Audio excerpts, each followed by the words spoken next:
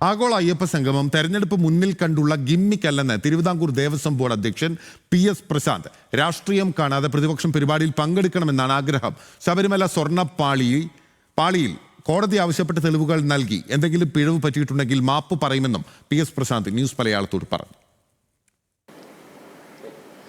ആഗോള അയ്യപ്പ സംഗമം, അതുപോലെ തന്നെ സ്വർണ്ണപ്പാളി വിവാദം, ഇതൊക്കെ നിൽക്കുന്ന അവസരത്തിൽ ന്യൂസ് മലയാളത്തിനോടൊപ്പം ചേരുന്നു Thiruvithamkoor Devaswom board president advocate PS Prashant.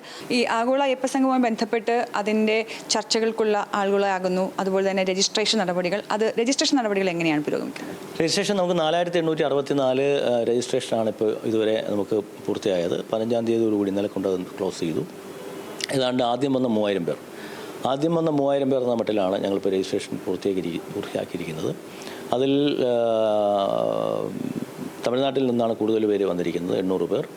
Andhra Telangana ഏതാണ്ട് 800 പേർ, കർണാടക 300 പേർ, കേരളം 800, വിദേശത്തു നിന്നെല്ലാം കൂടി ഒരു 250 എന്നുള്ള മട്ടിലാണ് ഞങ്ങളിപ്പോൾ രജിസ്ട്രേഷൻ പൂർത്തീകരിച്ചിരിക്കുന്നത്.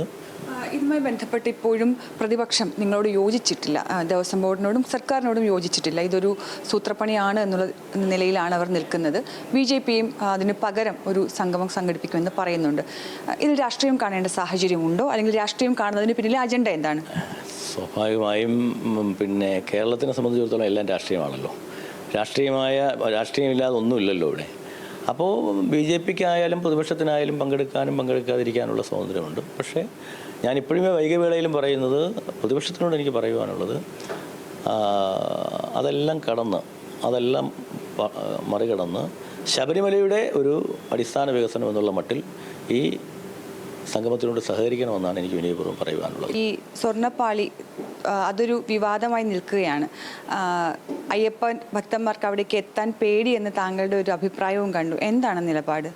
അല്ല, വിവാദമൊക്കെ മാറിയല്ലോ, വിവാദമില്ലല്ലോ. അപ്പോൾ അവിടെ നമ്മൾ സ്വർണ്ണപ്പാളിയുമായി ബന്ധപ്പെട്ടൊരു ഇത് വന്നു. അപ്പോൾ അതിൻ്റെ കാര്യങ്ങൾ കോടതി സ്വാഭാവികമായും ചില ചോദ്യങ്ങൾ ഞങ്ങളോട് ചോദിച്ചു. അതിന് ഞങ്ങൾ കൃത്യമായ മറുപടി നൽകി. ഇപ്പോൾ ആ വിവാദങ്ങളൊക്കെ അവസാനിച്ചു.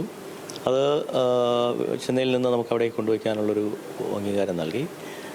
ശബരിമലയിലെ കാര്യങ്ങൾ വളരെ സുതാര്യമായും വളരെ എന്തൊക്കെയാണോ ചട്ടങ്ങൾ അത് പാലിച്ച് തന്നെയാണ് മുന്നോട്ട് പോകുന്നത്. ചിലപ്പോൾ സാങ്കേതികമായ ചില പിഴവുകളുണ്ടെങ്കിൽ അത് കോടതിക്ക് മുന്നിൽ നമുക്കത് ക്ഷമ ചോദിക്കുവാനും ഞങ്ങൾക്ക് മടിയില്ല. അങ്ങനെ ക്ഷമ ചോദിക്കുകയൊക്കെ ചെയ്തു നമ്മൾ. സോഷ്യൽ മീഡിയയുമായി ബന്ധപ്പെട്ട് ചില രാഷ്ട്രീയ കോണുകളിൽ നിന്ന് വരുന്നത് തന്നെയാണ്. ദേവസ്വം ബോർഡിനെ സംഘടിതമായി ദേവസ്വം ബോർഡ് കൊള്ളക്കാരാണ്, കള്ളന്മാരാണ് എന്ന് വരുത്തി തീർക്കുവാനുള്ള സംഘടിതമായ നീക്കമാണ് നടക്കുന്നത്.